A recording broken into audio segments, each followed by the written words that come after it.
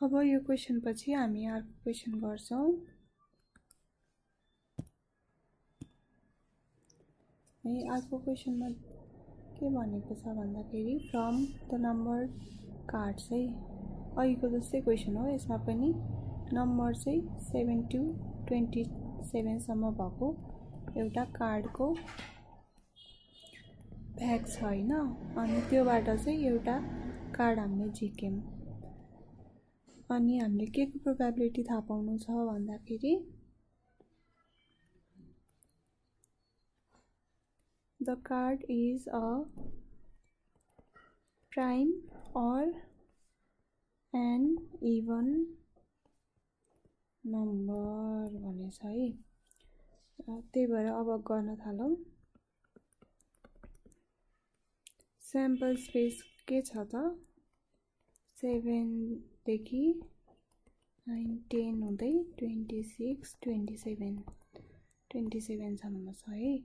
अनि यहाँ भित्र कतिवटा छन् त 7 8 9 10 11 12 गर्दै गर्दै गर्दै 21 वटा छन् है। अब यसमा चाहिँ तपाईहरुले के गर्न सक्नुहुन्छ भन्दाखेरि 27 - 7 भनेको कति भयो 20 भयो। तर हामीले 7 पनि काउन्ट गरेका छौं, त्यही भएर कति भयो यो चाहिँ 21 भयो है। नम्बर अफ स्याम्पल स्पेस भनेको 21 भयो। अब हामी ए भन्ने ए लाई चाहिँ के गरौँ भन्दाखेरि ए भनेको चाहिँ सेट अफ प्राइम नम्बर्स भनौं है। सेट अफ प्राइम नम्बर्स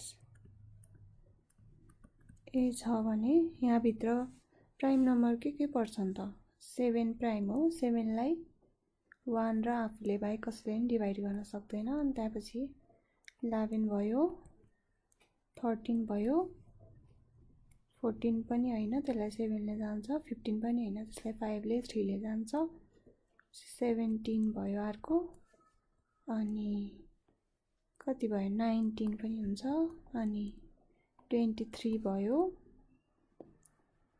अनि यति हो, किनभने 25 लाई पनि हुन्छ 27 लाई पनि 9 ले हुन्छ है। हजुरहरुलाई प्राइम नम्बर्स को कन्सेप्ट त थाहा छ नि है। प्राइम नम्बर्स भनेको चाहिँ के हो भन्दाखेरि the numbers which are divisible only by itself and 1 है। किनभने आफूले त 1 टाइम्स त डिभाइड गर्न सक्छ नि है। यो भयो है। अब हामीले के गर्छौं set of even numbers find गर्छौं है। सेट अफ इवन नम्बर्स यो नम्बरको रेन्ज भित्र के छ त इवन भनेको त हामी सबैलाई थाहा नै छ। के छ त 7 पछि 8 छ 10 12 14 16 18 20 22 24 26 है। इवन नम्बर्स भनेको के हो त भन्दाखेरि नम्बर्स exactly divisible by 2 है। यसमा पनि एक्ज्याक्टली भन्ने टर्म छुटेछ है। ठ्याक्कै डिभाइड गर्नु पर्यो है, रिमाइन्डर आउनु भएन। यो भयो। यसमा अब नम्बर अफ ए वाला कति छ त 1 2 3 4 5 6 वटा छ।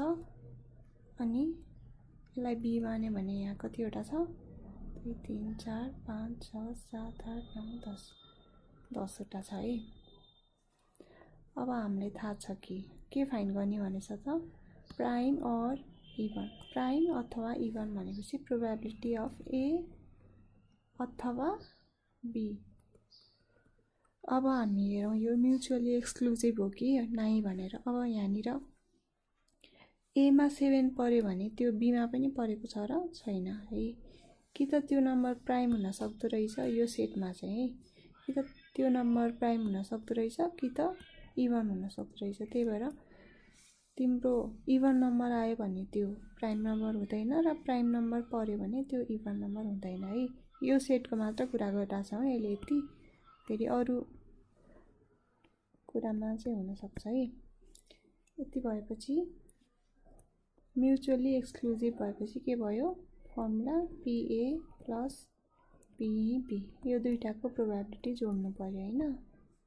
भनेको NA upon NS plus NB upon number of sample space भनेको 6/21 प्लस यो कति छ 10/21 भनेको 16/21 यसरी आयो।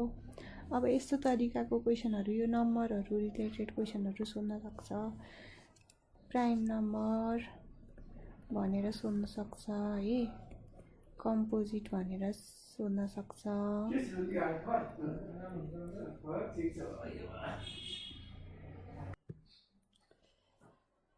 तपाईहरुलाई यस्तो क्वेशनहरुमा प्राइम, कम्पोजिट, नम्बरहरुको बारेमा सोध्न सक्छ है।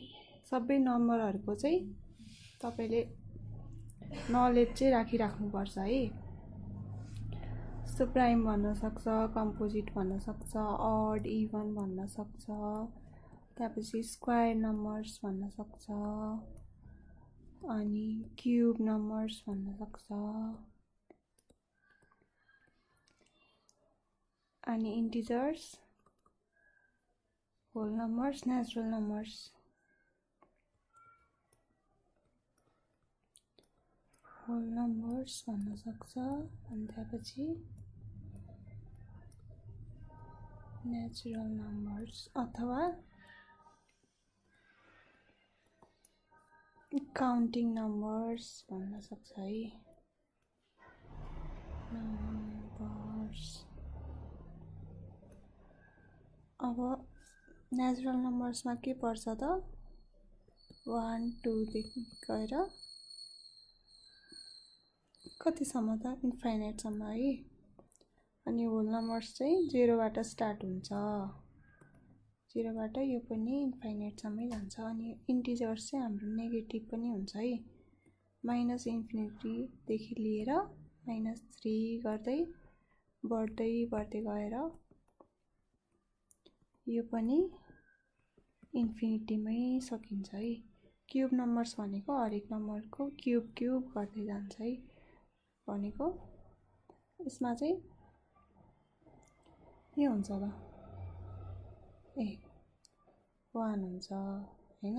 1 को क्यूब त 1 हो नि त, 2 को क्यूब 8 भयो, 3 को क्यूब 27 भयो, 4 को क्यूब 64 भयो।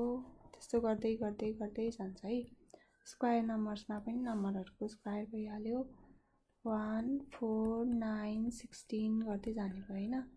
अनि अड र इभन भनेको त थाहा नै छ, अड भनेको 1 3 5 7 गर्दै यो चाहिँ 2 ले एक्ज्याक्टली डिभाइड नहुने नम्बर्सहरु भयो। अनि इभन भनेको चाहिँ 2 ले एक्ज्याक्टली डिभाइड गर्ने नम्बर्सहरु भनेको रिमाइन्डर ननिकालिकन डिभाइड गर्ने नम्बर्सहरु है। अनि कम्पोजिट नम्बर्स भनेको चाहिँ त्यस्तो नम्बर हो जुन चाहिँ के त त्यसको चाहिँ त्यसलाई डिभाइड गर्ने चाहिँ अरु कुराहरु पनि हुन्छन् है। आफू बाहेक अरुले पनि एक्ज्याक्टली डिभिजिबल हुन्छ के। डिभिजिबल भन्दा नि exactly divisible by other numbers except itself and 1 है। 1 र आफैले बाहेक पनि अरु नम्बरले उसलाई रिमाइन्डर ननिकालिकन डिभाइड गर्न सक्छ भने त्यसलाई कम्पोजिट नम्बर्स भनिन्छ। जस्तै 4 भयो, 4 लाई 2 ले डिभाइड गर्न सक्छ नि। अनि 6 भयो, 6 लाई 3 ले सक्छ। 8 भयो, 8 लाई 4 ले 2 ले सक्छ। त्यस्तै 9 लाई 3 ले सक्छ, 10 लाई 5 ले सक्छ, यस्तै गर्दै गर्दै गर्दै जान्छ है। प्राइम भनेको चाहिँ के त ठ्याक्कै यसको अपोजिट के, कसैले नि डिभाइड गर्न नसक्ने, आफूले र 1 ले त सबैलाई सक्छ, तिनीहरूले बाहेक है।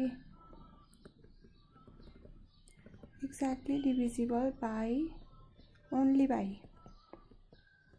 को त आफू अनि 1 भनेको यसमा के पर्यो त, के पर्न सक्छ, 2 पर्न सक्छ है। 2 लाई अरु कसैले डिभाइड गर्न सक्दैन, 3 को पनि कुनै फ्याक्टर छैन है। त्यसै गरी 5 लाई अरु कसैले डिभाइड गर्न सक्दैन है। 7 लाई सक्दैन, 9 लाई त सक्छ है, 10 लाई पनि सक्छ, 11 13 यसै गरी लिस्ट बढ्दै जान्छ है। ल यति कन्सेप्टहरु चाहिँ हजुरहरुले राम्रोसँग बुझ्न पर्यो है। अनि धेरै गाह्रो छैन, सजिलो छ, प्र्याक्टिस चाहिँ गर्नु पर्यो।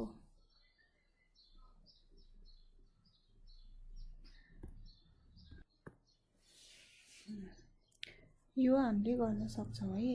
अब एउटा लास्ट यस्तो टाइपको यो नम्बरहरु खालको एउटा लास्ट क्वेशन गरौँ है त हामी। क्वेशनले के भनेछ भन्दाखेरि when a card is drawn from the numbered cards numbered from 4 to 40, 4 देखि 40 सम्मको एउटा कार्डहरुको ग्रुप छ है। त्यहाँबाट एउटा card झिक्यौं, one card is drawn,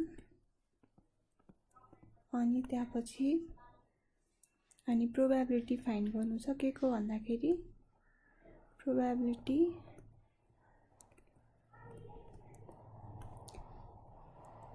that the card is a multiple of 5 or 8 है। अब यहाँनिर यसको स्याम्पल स्पेस कति छ त, 4 देखि 6 हुँदै हुँदै 40 सम्म छ है। अनि फर एक्जाम्पल ए लाई चाहिँ हामीले 5 को मल्टिपल ले डिनोट गर्यो भने के हुन्छ त, ए भनेको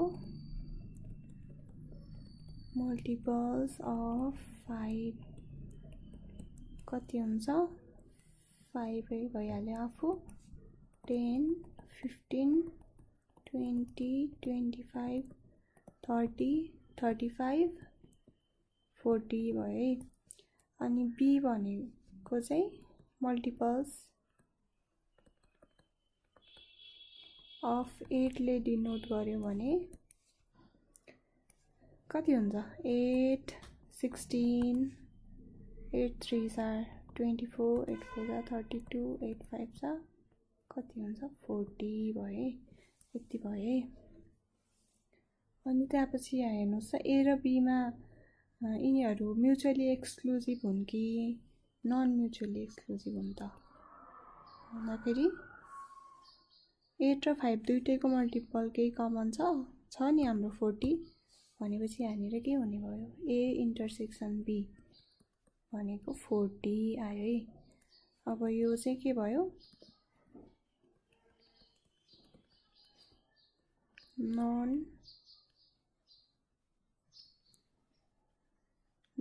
म्युचुअली एक्सक्लुसिभ भएपछि के हुन्छ, इन्टरसेक्सन पनि छ है, त्यही भएर हाम्रो फर्मुलामा चेन्ज हुन्छ।